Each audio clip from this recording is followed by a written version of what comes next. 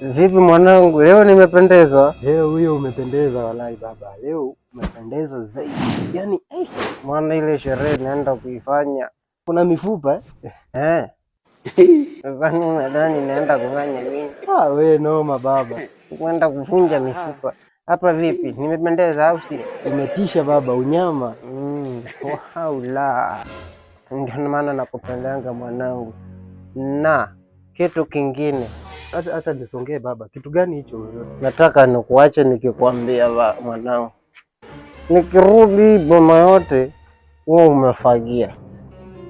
Na wewe umeokota taka hizi zote ambazo umeziona hizi.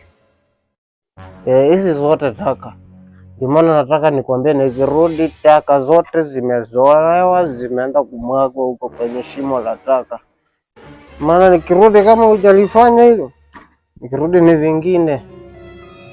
Umenisikia mwanangu? Sawa baba, ndafagia. Ndio nilivyo sasa. Muda wa mwaka huu utajua hujui. Na leo siwezi kuachia mlango wangu wazi. Kwa nini baba sasa usiniachie mlango wazi? Maana wewe una tabia ya kudokoa visenti vyangu humu ndani. Hizo tabia mimi niliachaga baba. Niache tu leo. Leo nakufungia nje. Kwa nini baba sasa usiniachie mlango wazi? Ni kwa sababu wewe utadokoa visenti vyangu na kujua hata uombe misamaha siwezi kukusaidia. Kuna siwezi kuachia. Kabla aende muulize mimi nakula. Sababu yake anaenda sherehe. Atatoka huko amefurahi, anakula ameshiba. Na hapa hali yasema sisi ni mtindo ni wa kuinama. Hapana. Hapa lazima tuende wote baba. Hiyo sherehe siwezi niache hivi. Baba. Naam. Unaitana nini? Kwani kuna kingine nimesahau? Ndio baba. Umesahau kwa mimi ndakula nini? Maana humu ndani hakuna kitu baba. Umewacha hakuna. Sasa wewe uko naenda kusherehekea huko kwa sherehe baba. Mimi ndakula nini? Baba, hata nami at least tungeenda wote huko kwenye sherehe. Singekuwa afadhali baba. Kuhusu kula. Baba ndio.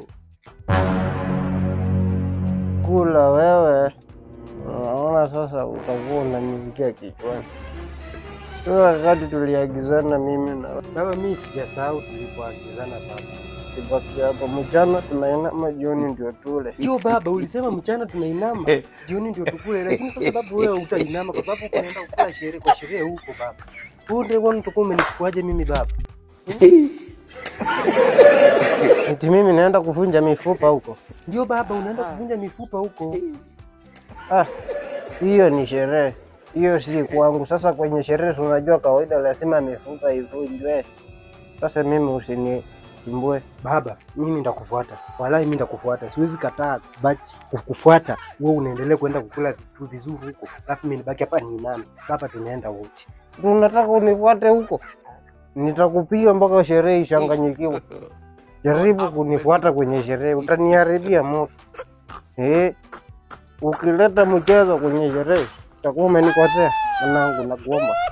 Nitakupa dhuluma, maana nitakulaani kunisumbua. Mimi nimeenda. Baki salama. Lanji ikifika unainama. Maana hata sisi kitambo tulikuwa tunainama. Sawa mwanangu? Ndio nilivyo mwaka huu. Babake.